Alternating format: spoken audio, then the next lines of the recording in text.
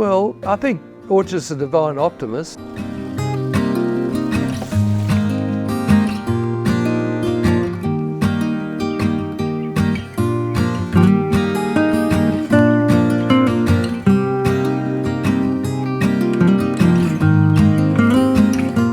I never intended to buy an orchard. That just happened to be when we were looking to buy a property that the best property we saw at the time was an orchard.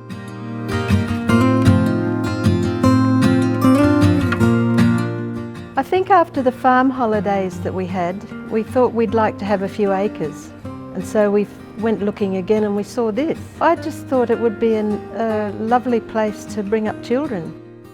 So in 1979, Mum and Dad took the leap of faith and made the tree change from Sydney here to Orange. And as I understand, it was quite a step into the relative unknown, and really ending up here in Orange seemed to be just not overly planned, more so just things fell into place.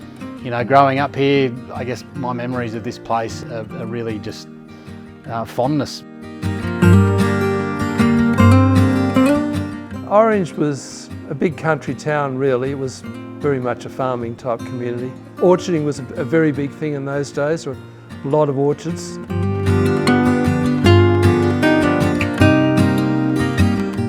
We probably had about 10 very tough years where we had sort of pretty low income. Well, we thought if we're going to make any sort of a living, we'll have to develop the orchard because there was a lot of land that wasn't being used particularly well. So we did invest in new trees. We hooked up irrigation to the trees that we had. We came to realise it had potential that wasn't being used. And at that time we decided we can't grow this big variety of fruit anymore. We've got to simplify the whole thing. So we actually decided to get out of apples and just concentrate on cherries because we'd found that had done reasonably well with cherries. That actually put us on our feet. We started to look profitable then.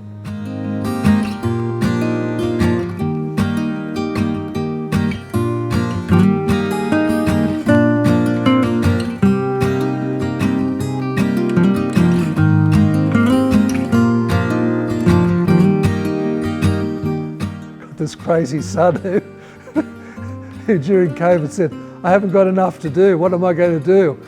And then he came and said, I think we might do those units up there. And I thought about it for a while and I thought, that's what I always wanted to do actually. And so I had a business partner all of a sudden.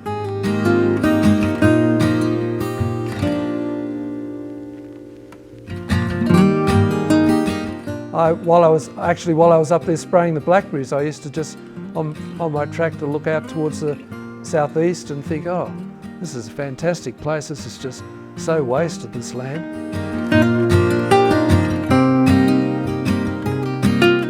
We had to slash an area at the top of the hill. It was very overgrown and it certainly didn't look like much of a camping area at all. You know, we were up early, the sun came up early, and I looked at my wife and said, we would be mad not to use this area of land for something. And that's where Basalt was born. You can go overseas, but we hardly need to go overseas. You just climb the pinnacle or go up there, and you've got all the views that you could ever have overseas. Sharing what we've got, I feel very blessed. The soils around here are basaltic soils, and they always grow good fruit. So it's the same sort of soil that you get around Mount Etna in Italy, and you know those places where they grow very good fruit. Yeah, so the basalt comes from that.